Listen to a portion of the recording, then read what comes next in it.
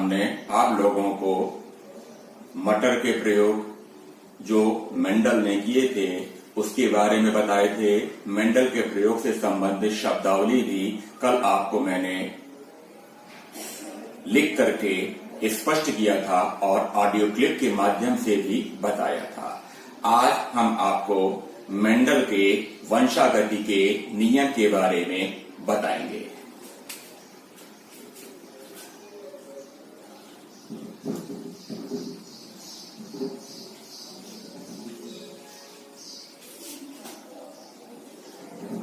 Mendel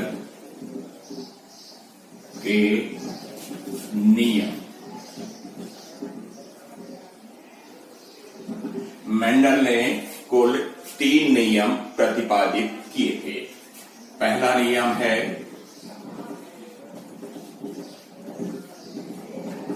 प्रभाविकता का नियम।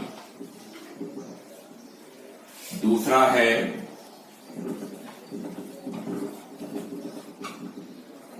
पृथक्करण का नियम। तीसरा है स्वतंत्र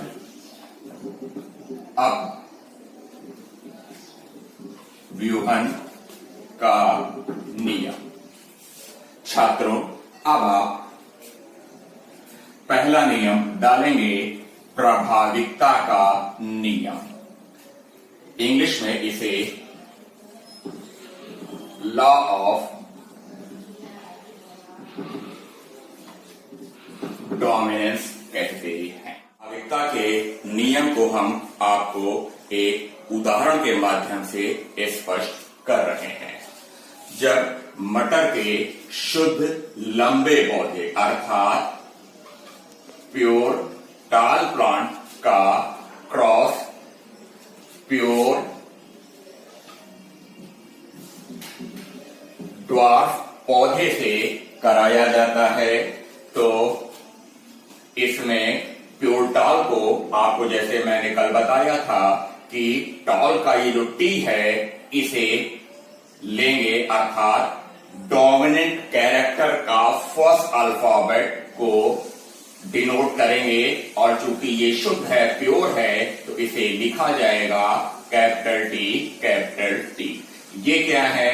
शुद्ध लंबे पौधे का युग्मक है। इधर ड्वार्फ है तो पहला अल्फाबेट डी है तो इसे डी के द्वारा व्यक्त नहीं करेंगे बल्कि इसी का जो स्मॉल अल्फाबेट है वो स्मॉल टी लिखा जाएगा। अब इसमें सभी युग्मक जो बनेंगे वो एक ही प्रकार के होंगे। इसे कैपिटल टी के द्वारा व्यक्त किया जाएगा और इसमें भी जितने युग्मक बनेंगे उसे स्मॉल टी के द्वारा व्यक्त किया जाएगा। मेंडल ने जब अपना प्रयोग किया था तो उन्होंने शुद्ध लंबे पौधे का संकरण जब शुद्ध बौने पौधे से कराया तो उन्होंने क्या देखा? अगली पीढ़ी में अर्थात F1 पीढ़ी में जितने भी पौधे उत्पन्न हुए थे वो सब कैसे थे? वो सभी लंबे थे, टॉल थे। क्यों? क्योंकि इधर से क्या हुआ? इधर से आया कैपिटल टी, इधर से क्या आया? Small T.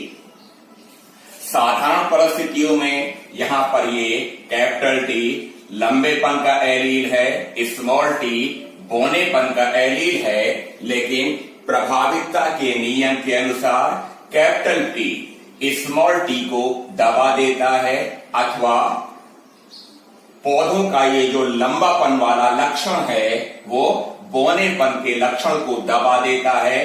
अर्थात इस प्रयोग के द्वारा मेंडल ने यह बताया है कि लंबापन प्रभावी लक्षण है, बौनापन अप्रभावी लक्षण है।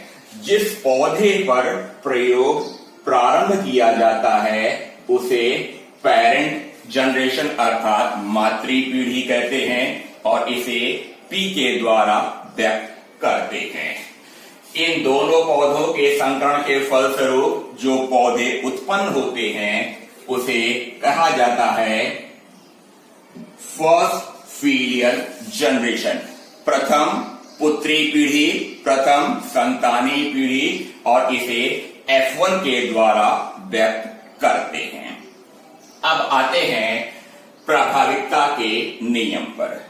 यह नियम क्या कहता है कि जब एक या एक से अधिक विपरीत जोड़ी, अर्थात यहां पर क्या है, पौधे की लंबाई है, इसका अल्टरनेटिव कैरेक्टर क्या है, टाल और ड्वार्फ है। अर्थात जब मटर के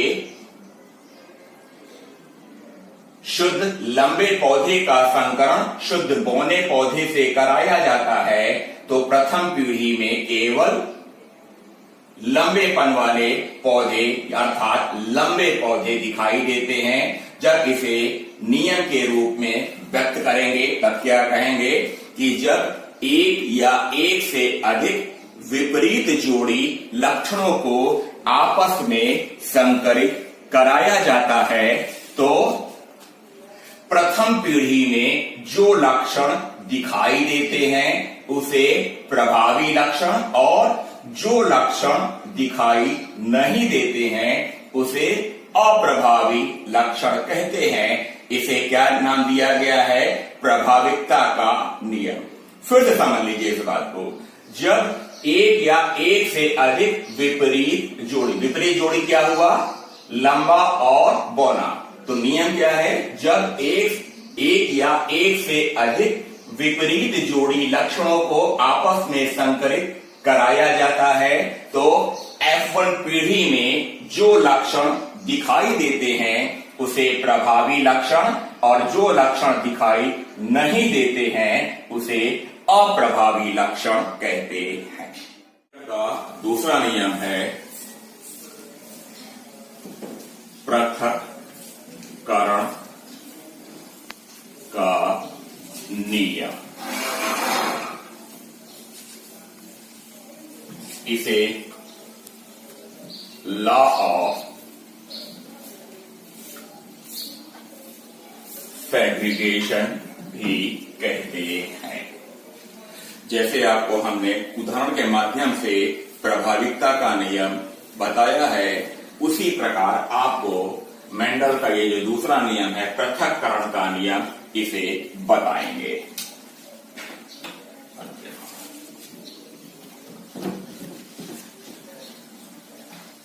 पौधों की लंबाई का ही उदाहरण लेंगे और उसी को आगे बढ़ जाएंगे। वही प्रयोग फिर से दोहराते हैं। यहां पर क्या लिया गया है, मटर के पौधे की लंबाई, और यहां पर जो है मटर के शुद्ध पौधे अर्थात प्योर टाल प्लांट को क्रॉस कराया जाता है इसके साथ प्योर ड्वार्फ प्लांट के साथ। मटर का शुद्ध लंबा पौधा, शुद्ध बौना पौधा, इसे जब एलील के रूप में व्यक्त करेंगे, यहां पर क्या है, फिर से जो पहले बताया था आपको कैपिटल टी है, तो इसे कैपिटल टी के द्वारा व्यक्त करेंगे। चूंकि शुद्ध है दोनों हो जाएगा कैपिटल टी, और यहां पर क्या हो जाएगा, इसी का स्मॉल अल्फाबेट स्मॉल टी। ये कौन सी पीढ़ी कहलाएगी, ये पीढ़ी कहलाएगी पेरेंटल जनरेशन, और पेरेंटल जनरेशन से ये पहला शब्द सी लिया गया है, अर्थात इसे हिंदी में क्या कह देते हैं, मातृ पीढ़ी। और यहां पर युग्मक बनेगा कैपिटल टी। ऐसा नहीं है कि यहां पर केवल एक ही युग्मक बनता है, बहुत सारे युग्मक बनते हैं, लेकिन सभी चूंकि एक ही प्रकार के हैं इसलिए इसे कैपिटल टी के द्वारा व्यक्त करते हैं। यहां पर क्या है, जो युग्मक बनेगा वो क्या कहलाएगा, स्मॉल टी। मेंडल ने जब शुद्ध लंबे पौधे का संकरण शुद्ध बौने पौधे से कराया तो सभी पौधे कैसे आए, ये टॉल आए। यहां पर ये टॉल है तो यहाँ इधर से क्या आएगा, कैपिटल टी, इधर से क्या आएगा, इधर से आएगा स्मॉल टी। तो प्रभाविकता के नियम के अनुसार क्या है, कैपिटल टी स्मॉल टी के ऊपर प्रभावी है, इसलिए सभी पौधे कैसे दिखाई देंगे, लंबे अर्थात टॉल दिखाई देंगे। हालांकि ये भी टॉल है, ये भी टॉल है, लेकिन ये क्या है, शुद्ध लंबा है, और ये क्या कहलाएगा, संकर लंबा कहलाएगा, अर्थात हाइब्रिड टॉल। ये कौन सी पीढ़ी हो जाएगी? ये कहलाएगी F1 पीढ़ी, जिसे फर्स्ट फीटल जनरेशन या प्रथम संतानी पीढ़ी या प्रथम पुत्री पीढ़ी कह देते हैं। अब मेंडल ने क्या किया कि F1 पीढ़ी के दो पौधों को लिया। ऐसा नहीं है कि यहाँ पर केवल एक ही पौधा बन रहा है, जितनी बार प्रयोग किया गया, जितनी बार ये युग्मक बन रहे हैं, जितने भी पौधे बनेंगे सभी क्या हैं, वो संकर लंबे बनते हैं। अब मेंडल ने क्या किया कि F1 पीढ़ी के दो पौधों का चयन किया, एक पौधे को नर की तरीके से और दूसरे पौधे को मादा की तरीके से ट्रीट किया। अब देखिए यहां पर क्या है, यहां पर देखिए एक ये पौधा हो गया और ये क्या हो गया, दूसरा पौधा हो गया। ये क्या हो गया, ये हो गया टॉल, ये भी क्या हो गया, ये भी हो गया टॉल। यहां पर कैपिटल टी स्मॉल टी, यहां पर क्या कैपिटल टी स्मॉल टी, ये संकर लंबे हैं। अब देखिए यहां पर क्या है, यहां पर दो प्रकार के युग्मक बनेंगे, एक कहलाएगा कैपिटल टी, एक कहलाएगा स्मॉल टी। दूसरा क्या कहलाएगा, दूसरे में भी सेम कंडीशन है, ये हो जाएगा कैपिटल टी और ये क्या हो जाएगा स्मॉल टी। ध्यान दीजिएगा यहां पर सारे युग्मक एक ही प्रकार के बने थे, ठीक है, लेकिन यहां पर क्या है, ये दो प्रकार के युग्मक बन रहे हैं, जिसे कैपिटल टी और स्मॉल टी के द्वारा दिखाया गया है। अब देखिए इसे रेखा चित्र के द्वारा अगली पीढ़ी की ओर बढ़ते हैं। यहां पर कैपिटल टी है और यहां पर क्या है, कैपिटल टी है। तो कैपिटल टी क्या हो जाएगा, ये हो जाएगा टॉल, ये शुद्ध लंबा है। ये कैपिटल टी है, ये स्मॉल टी है, ये क्या हो जाएगा, ये भी लंबा होगा, हालांकि ये जो है संकर लंबा कहलाएगा। अब यहां पर देखिए स्मॉल टी ये क्या है, कैपिटल टी है, तो यहां पर क्या हो जाएगा, ये भी कैपिटल टी स्मॉल टी, ये भी क्या है, ये भी टॉल कहलाएगा, लेकिन क्या है, संकर लंबा है। अब यहां पर देखिए ये स्मॉल टी है, ये क्या है, स्मॉल टी है, ये हो गया स्मॉल टी, तो ये क्या हो जाएगा, जैसे यहां पर है ये ड्वार्फ हो जाएगा। आप देखिए ये जो पीढ़ी है, इस पीढ़ी के पौधों को किसके द्वारा व्यक्त करते हैं, इस पीढ़ी के पौधों को जो है F2 के द्वारा व्यक्त करते हैं। तो यहां पर देखिए अगर आप देखेंगे तो अगर आप ये जो एलील के जोड़े हैं इस पर ध्यान न दीजिए, केवल जो लक्षण दिखाई दे रहे हैं, अर्थात यहां पर क्या है, 1 2 तीन प्रकार के तीन पौधे जो है वो लंबे दिखाई दे रहे हैं और एक पौधा क्या है, बौना दिखाई दे रहा है। तो वहां पर जितने भी पौधे उत्पन्न हुए थे, जिसे बाहर से देखने पर लगभग 75% पौधे लंबे दिखाई दे रहे थे और लगभग 25% पौधे बौने दिखाई दे रहे थे। तो आपसे अगर फिनोटाइप पूछा जाए, फिनोटाइप का मतलब क्या है, शब्दावली में आपके पास लिखा हुआ है कि पौधों के जो लक्षण बाह्य रूप से दिखाई देते हैं। तो यहां पर क्या है, ये एलील के जोड़ हैं, इस पर ध्यान न दीजिए। तो यहां पर क्या है, 3 जो हैं ये लंबे हैं और एक क्या हो गया, बौना हो गया। तो फिनोटिपिक रेशियो, फिनोटिपिक रेशियो ये क्या हो जाएगा, ये हो जाएगा 3:1। अर्थात अगर मान लीजिए जो है लगभग 1000 पौधे उत्पन्न हुए हैं, तो उसमें क्या है, लगभग 75% या कह लीजिए लगभग 740 पौधे, 748 पौधे, ये क्या हैं, ये मान 748 पौधे जो है वो लंबे होंगे, उनका एलील का जोड़ा चाहे जो भी हो, और शेष जो है 275 से थोड़ा ज्यादा जो है, अर्थात जो है 250 बच रहे हैं, तो 248, 250, 252 ये जो पौधे आएंगे वो क्या होंगे, बौने दिखाई देंगे। तो यहां पर ये जो अनुपात आता है वो लगभग 3:1 का आता है। तो इसे क्या कहेंगे, इसे कह देंगे फिनोटिपिक रेशियो। दूसरा शब्द है जीनोटिपिक रेशियो। तो जीनोटिपिक रेशियो का मतलब क्या है कि गैमेट्स के आधार पर अथवा एलील के आधार पर ये लक्षण कैसे हैं। तो यहां पर देखिए ये जो है टाल जरूर है, लेकिन ये क्या है, शुद्ध लंबा है।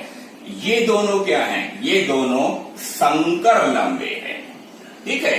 तो और यहां पर क्या है, ये शुद्ध बौने हैं। तो यहां पर क्या है, ये 25% पौधे शुद्ध लंबे हैं, 50% पौधे संकर लंबे हैं, 25% पौधे बौने हैं। तो इसे क्या कह देंगे, 25%, 50% और 25%। इसे व्यक्त किसके द्वारा करेंगे, 1:2:1, अर्थात शुद्ध लंबे 25% एक पौधा, शुद्ध बौने पौधे 2 और शुद्ध बौने पौधे 1। तो ये कौन सा क्रॉस है, मोनोहाइब्रिड क्रॉस है। मोनोहाइब्रिड क्रॉस का तात्पर्य है कि जब पौधों का एक लक्षण का अध्ययन किया जाता है। यहां पर लक्षण का अध्ययन क्या है, पौधे की लंबाई। लंबाई के 2 अल्टरनेटिव कैरेक्टर क्या हैं, टाल और ड्वार्फ। तो ये आप अध्ययन कर रहे हैं मोनोहाइब्रिड क्रॉस में क्या, पृथक्करण का नियम। तो मेरे ख्याल से इस उदाहरण को मैंने आपको समझाया है। अब वापस लौट करके आते हैं पृथक्करण का नियम, जो आपने हेडिंग डाली है।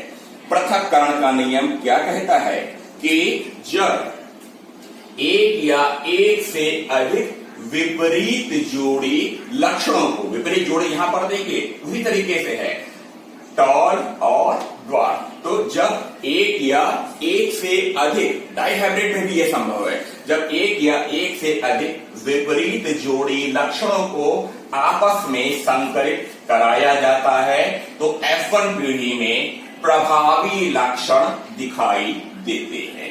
परंतु F2 पीढ़ी में, ये देखिए F2 पीढ़ी, परंतु F2 पीढ़ी में दोनों लक्षण एक दूसरे से पृथक हो जाते हैं। इस उदाहरण में देखिए क्या है कि टाल और ड्वार्फ क्या है, ये एक दूसरे से पृथक हो गए हैं, अलग हो गए हैं। इसे क्या कह देंगे, पृथक्करण का नियम। तो इस नियम को कैसे परिभाषित करेंगे कि जब एक या एक से अधिक विपरीत जोड़ी लक्षणों को आपस में संकरित कराया जाता है तो F1 पीढ़ी में प्रभावी लक्षण दिखाई देते हैं, परंतु F2 पीढ़ी में दोनों लक्षण एक दूसरे से पृथक हो जाते हैं। मोनोहाइब्रिड क्रॉस में फिनोटिपिक रेशियो हमेशा जो है 3:1 आता है, जीनोटिपिक रेशियो हमेशा 1:2:1 आता है। ये जो पृथक्करण का नियम है, इसे जो आपको हमने बताया, इसे आप कॉपी में लिख लीजिएगा। तो पहले आप नियम लिखेंगे, फिर उसके बाद ये जो उदाहरण आपको हमने समझाया है रेखा चित्र के माध्यम से, इसे आप अपनी कॉपी पर उतार लीजिएगा। अब यहां पर देखिए ये जो पृथक्करण का नियम है, इसका एक नाम और है युग्मकों की शुद्धता का नियम। युग्मकों की शुद्धता का नियम, अथवा इंग्लिश से कह देते हैं law of purity of gametes. Law of purity of gametes. अब प्रश्न उठता है कि इसे युग्मकों की शुद्धता का नियम क्यों कहते हैं। अब इधर ध्यान दीजिएगा, यहां पर क्या है, ये कैपिटल टी अर्थात लंबापन का एलील आ रहा है। इधर की ओर क्या है, स्मॉल टी बौनेपन का एलील आ रहा है। सामान्य परिस्थितियों में क्या होता है, ये लंबापन है, ये बौनापन है, आपस में मिल जाए, मझला पौधा उत्पन्न हो जाए। दूसरा उदाहरण, मान लीजिए पुष्प का रंग है, शुद्ध लाल पुष्प वाले पौधे का संकरण शुद्ध सफेद पुष्प वाले पौधे से कराया जाए तो यहां पर क्या है, कैपिटल आर आ जाएगा, रेड में से इधर की ओर क्या आ जाएगा, स्मॉल आ जाएगा, आर आ जाएगा व्हाइट के लिए। तो लाल और सफेद मिलकर के न लाल दिखाई दे न सफेद दिखाई दे, बल्कि क्या है, नया रंग गुलाबी रंग दिखाई दे। लेकिन यहां पर ऐसा नहीं होता है, अर्थात दोनों एलील एक साथ रहते हुए भी एक दूसरे को संक्रमित नहीं कर रहे हैं। और अगली पीढ़ी अर्थात F2 पीढ़ी में क्या है, बिना संक्रमित किए हुए टाल और ड्वार्फ लक्षण वाले पौधे स्पष्ट रूप से अलग हो जाते हैं। अर्थात F1 पीढ़ी में ये एक साथ रहते हुए भी एक दूसरे को प्रभावित या संक्रमित नहीं करते हैं। इसलिए इसे क्या कह देते हैं, युग्मकों की शुद्धता का नियम, या इंग्लिश में क्या कह देंगे, इसे कह देंगे law of purity of gametes कहेंगे। तो आज आपको हमने दो नियम बताए, पहला प्रभाविकता का नियम, दूसरा क्या हो गया, पृथक्करण का नियम, जिसे इंग्लिश में कह देते हैं लॉ ऑफ सेग्रीगेशन। इसकी परिभाषा फिर से समझ लीजिए, इसे अपने कॉपी में लिख लीजिएगा, हम बोल रहे हैं, लिखते चलिएगा।